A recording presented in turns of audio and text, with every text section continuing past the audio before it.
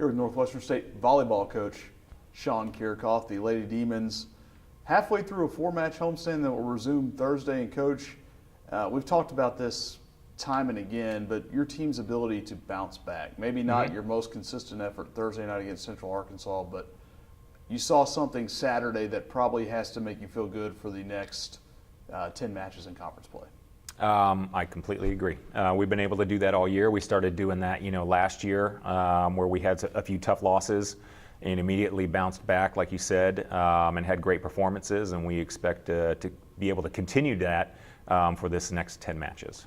Talked about playing at home and what it means. What is the biggest difference that you can see when this team does play at Prather?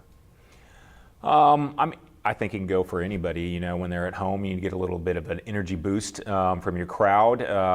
Things go well, it's a little bit better. When you're in a tough situation, you have somebody behind your back, and it's just a good feeling. And again, you continue to build the atmosphere here as you build toward the conference tournament. And Alumni Reunion Day on Saturday, it was another very, very good atmosphere for what turned out to be a very competitive match with Stephen F. It was. We were really happy with the crowd on Saturday, and we've loved, all of our crowds and just the momentum that's building on Thursdays as well. We want to keep that going, so we're hoping for and expecting a great crowd on Thursday, and we're starting to get that to carry over on a consistent basis on Saturdays as well. It was great to see the football crowd come out before the tailgate started and show some support there. That was really appreciated, and it's good to see. You turn the attention ahead. You've got McNeese on Thursday, Lamar on Saturday, and those are two teams that are certainly much improved over the last 2 weeks. Absolutely. And Lamar appears to be very much improved from last year to this. They are. A new coach with Lamar, so there's always going to be some learning curve there.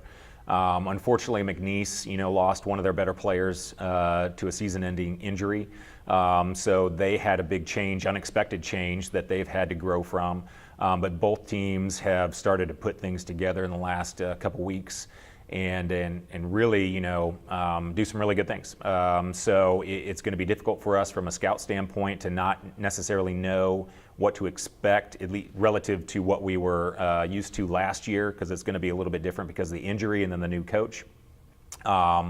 So it provides a different element that we've got to go in and really get a good feeling for them in the scout. Does it seem like and it seems to be this way certainly in other sports too, that if you've hit a little rough patch, record-wise you have, that the next teams on your schedule seem to figure it out right before you play them? Yeah,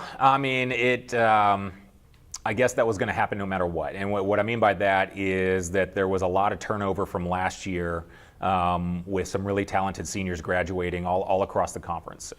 So we knew that there was going to be a lot of teams and programs that were going to take a few weeks to figure things out. And unfortunately for us, that all happened to be on the back half of our conference schedule.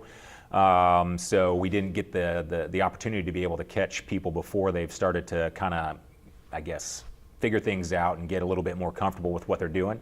But we're a veteran team. We have a lot of depth, like we've talked about, a lot lately. And I think we're going to be able to come out there and do a lot of different things to be able to tackle whatever they're doing.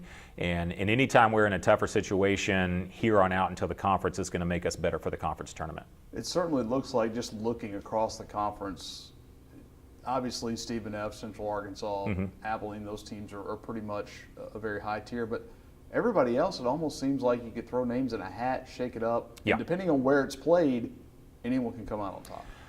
Yeah, there's a lot of parity. Last year, and I've said this a lot, that I don't know, at least in my time, that there's been a better a group of teams from number 1 to number 8, and that was shown with ACU beating Stephen F. Austin in the first round for the 8 seed and the 1 seed in the tournament.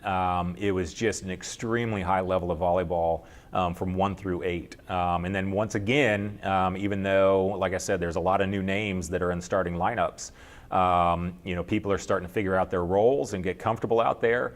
And like you said, anybody can beat anybody at any given time if they're on the road or at home. And that just makes, Southland, volleyball just a really good conference. Thursday night will be Fort Cancer. You broke out the pink jerseys on Saturday a little bit early. It's a great fundraiser. You'll auction off the players' jerseys. Yes.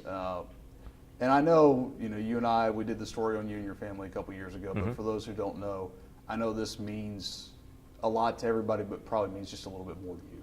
It does. So I've had cancer. My mom has had cancer. My dad has had cancer. We were very fortunate that we all came through healthy, and we're fine today. That isn't always the case for a lot of people, either for themselves or their family members.